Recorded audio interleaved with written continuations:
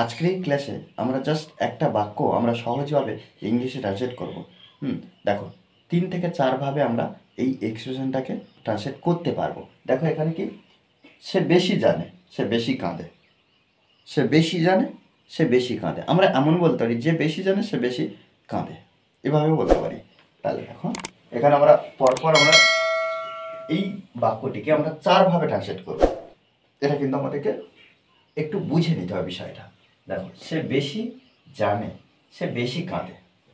তাহলে এখানে দেখো the more one the more one notch দেখো দ্য মোর ওয়ান নোচ, আবার লিখতে পারি দ্য মোর ওয়ান সাফার্স। ওকে, দেখো এখানে কি দ্য মোর ওয়ান বলতে কি সে বা একজনকে বোঝানো হচ্ছে নোচ জানে, আর সাফার্স মানে কিন্তু কাঁদে শুধু নয়, যে ভোগে মানে কি সেই কাঁধে। আমরা দেখো অন্তর্নিহিত অর্থটা আমরা বুঝে কিন্তু ট্রান্সলেট করতে পারি। আমরা অনেকভাবে ট্রান্সলেট করতে পারি অন্তর্নিহিত অর্থটা বুঝে, বা ভাব অর্থটা, বা সেই আক্ষরিক অর্থ ধরে, বা বাংলা শব্দ ধরে ধরে আমরা ট্রান্সলেট করি। দেখো পরেরটা কি হয়, যে হি সে, হু যে, তাহলে সে যে কিনা নোচ মোর দেখো হি হু নোজ মোর, যে বেশি জানে তাহলে সে যে কিনা বেশি জানে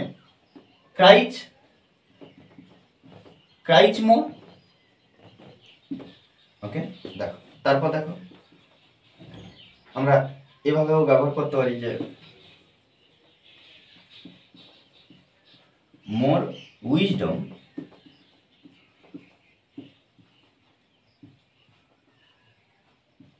মোর পেইন। ওকে, তাহলে এখানে কি মোর উইজডম মোর পেইন। তারপর দেখো আমরা আরেকভাবে করতে পারি উইথ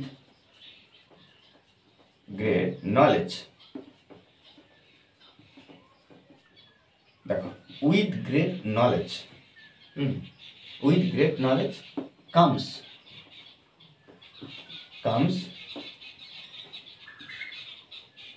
গ্রেট সরো।